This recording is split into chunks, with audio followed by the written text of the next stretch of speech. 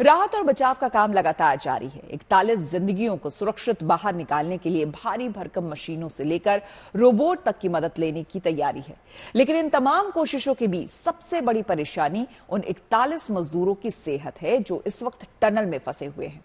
हमारा अगला और 5वां सवाल इसी से जुड़ा है। हमारा सवाल है कि किस हाल में है टनल में फंसे मजदूर। मजदूरों को पहले सूखे मेवा और मुरमुरे दिए जा रहे थे, लेकिन आपको बता दें कि सूखा खाना खाने से कुछ मजदूरों की तबीयत खराब हो गई थी, जिसके बाद रेस्क्यू में जुटे लोगों ने डॉक्टरों की सलाह पर मजदूरों को आलू, दलिया और खिचड़ी पहुंचाने की तैयारी की। एक 6 इंच के पाइप के जरिए ये खाना उन तक अब पहुंचाया जा रहा है। 60 मीटर मलबे के पीछे वो 41 मजदूर, उनके पास खाने के लिए पर्याप्त खाना नहीं है।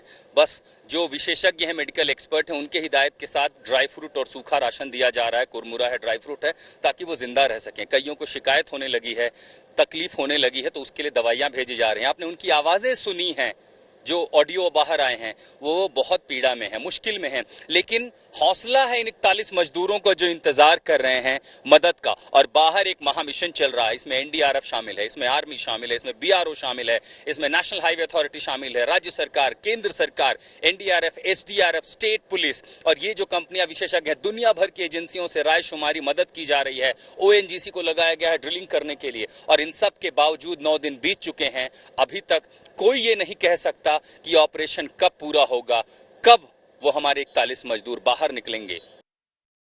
रेस्क्यू ऑपरेशन 9 दिन से जारी है। देश के कोने कोने में टनल में फंसे 41 मजदूरों के लिए लोग दुआएं कर रहे हैं।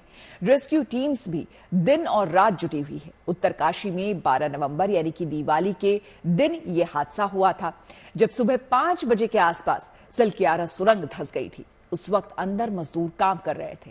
हमारा छठा सवाल यह है कि घटना वाले दिन टनल में कैसे फंस गए थे मजदूर। बहुत से लोग हैं जो इस सवाल का जवाब जानना चाहते हैं, तो हमने कोशिश की उसका जवाब ढूंढने की।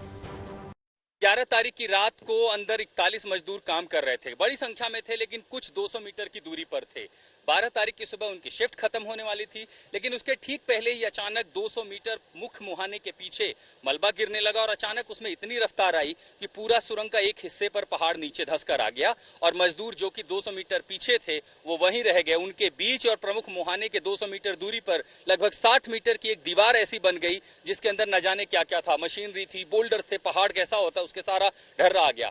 जब ये हुआ तब सबसे पहले कोशिश की गई, तमाम जो यहाँ की एजेंसियां काम कर रही थी उन्होंने कोशिश की कि मौजूदा जो सामान है उसके जरिए खुदाई करके निकाला जाए, लेकिन तब अंदाजा लगा कि दूरी काफी ज्यादा है। जो पाइप पहले बीच में पड़ी हुई मिली उसके जरिए जब आवाज आई तो लोगों को लगा कि उस पार लोग जिंदा हैं, उनसे संपर्क साधा गया। जिस तरह भी बातें समझ में आई तो पता चला कि दूरी लगभग 60 मीटर की हो सकती है।